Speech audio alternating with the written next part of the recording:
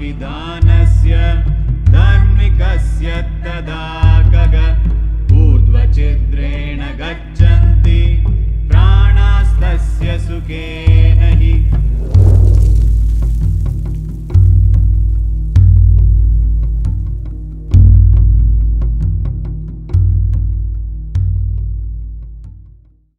See, Kalabhairava karma is of one nature, Kalabhairava Shanti is of a different nature.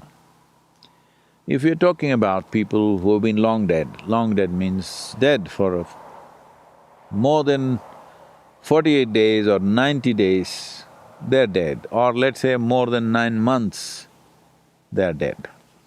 So they're long dead. 1 year, 2 year, 10 years, not much difference. Beyond 12 years, beyond 11.5 years, beyond 4,356 days, there is a difference. Within that,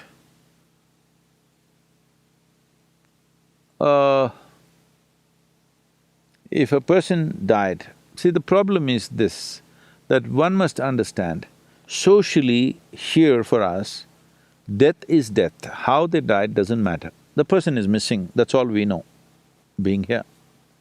But death is not the same thing for all, as life is not the same thing for all. So many millions of children are born every day. Do all of them play out the life the same way?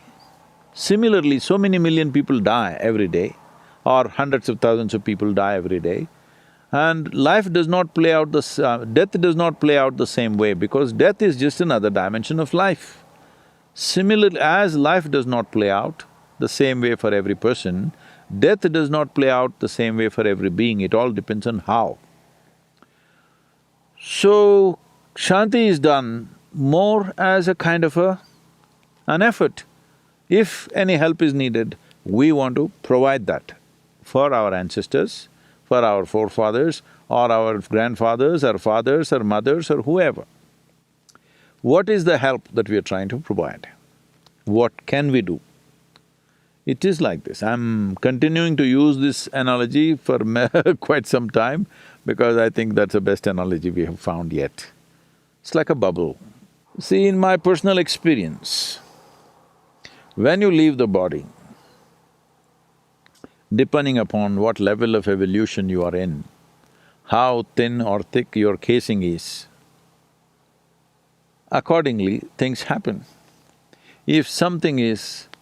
let us say your casing or your bubble is too thick, it cannot break, it will go to the river and bounce back. What is the river?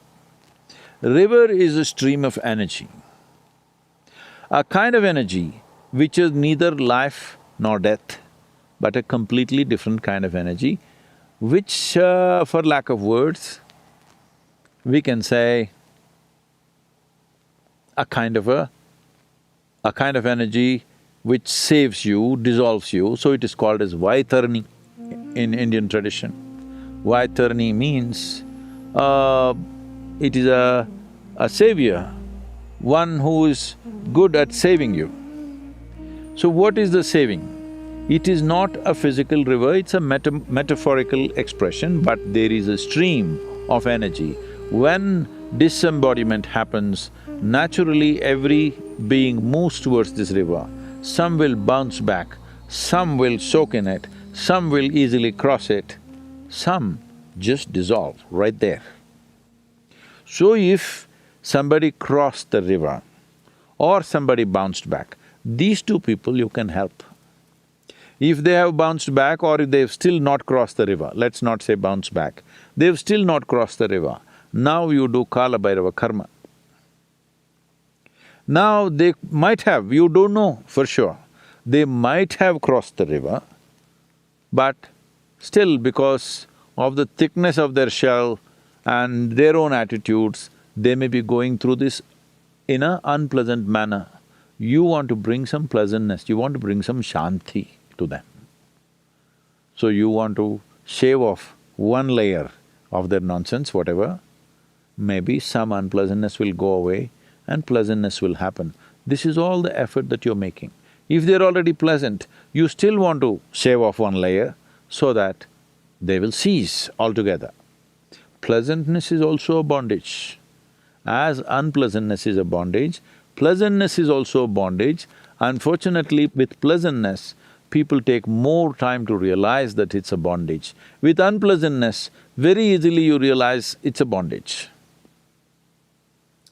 So, you're trying to bring some pleasantness, but for sure you don't know.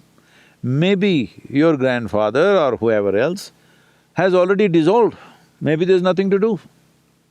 You don't know, but you still do as a duty so that in case he needs it, in case somebody else…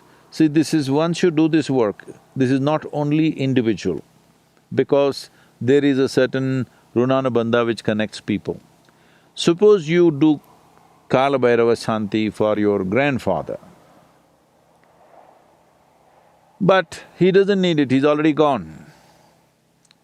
Now, your grandfather's brother may be there, whom you don't care about, but he may benefit. I hope it's okay with you.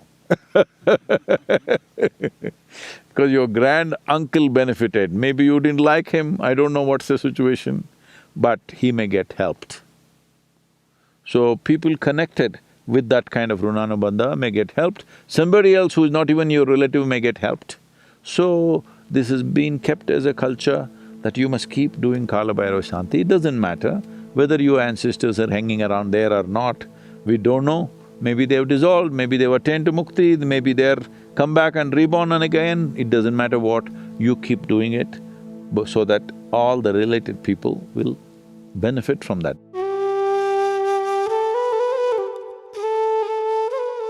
Pitrupaksha means… Pitru means doesn't just mean your father or your grandfather. Everybody who is the source of our existence is our Pitru. So you want that to happen to all the people connected. It doesn't matter, we like them, we didn't like them, we knew them, we did not know them, but all related people to whom we can do something, we do something.